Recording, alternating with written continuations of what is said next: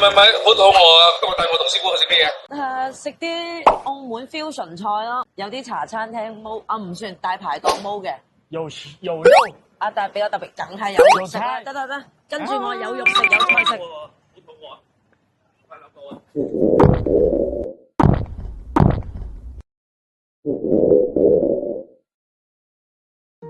辛苦咪阿姐。邊辛苦啊，大哥，為你哋服務係我榮幸。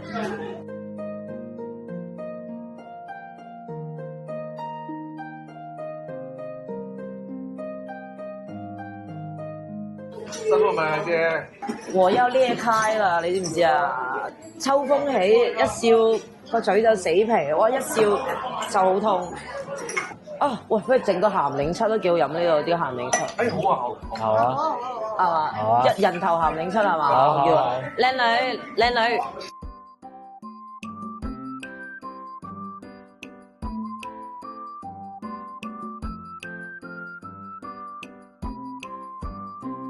你下一次仲上唔上嚟啊？唔得咁直接。波比大師 Lina，啊，師傅有見過啦。有啊。係咯。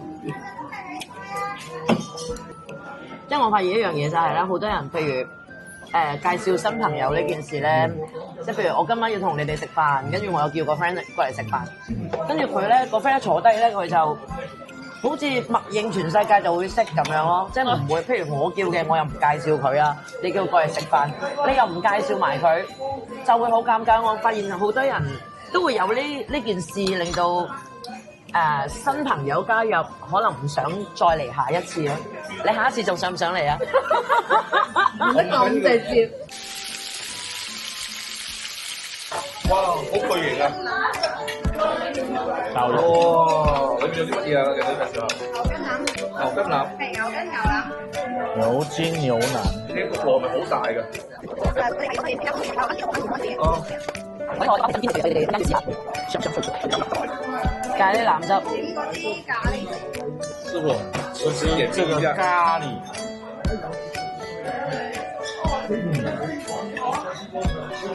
我覺得呢，咖喱的香味非常的濃郁，也是很脆的。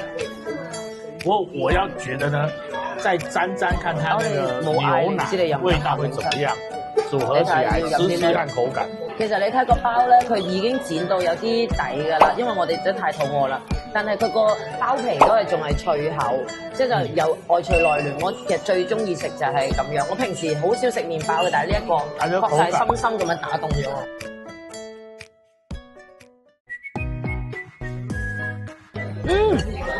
哇好啊！即係個羊有羊味啊！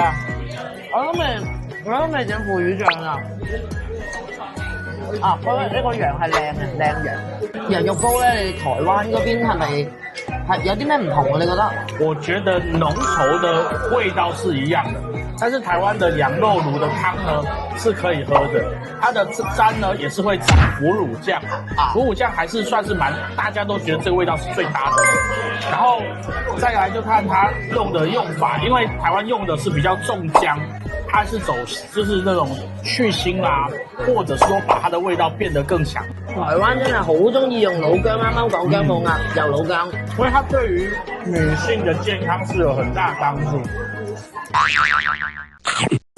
即係羊肉已經係好補，有啲醋㗎啦喎。佢種重薑，你話喺食物搭配上面會唔會話有啲過分？原因是因為它使用的薑是年紀很大的薑，年紀大的它的薑它有香味，但辣味、腥味沒有那麼強，所以它對於女性的健康是有很大幫助。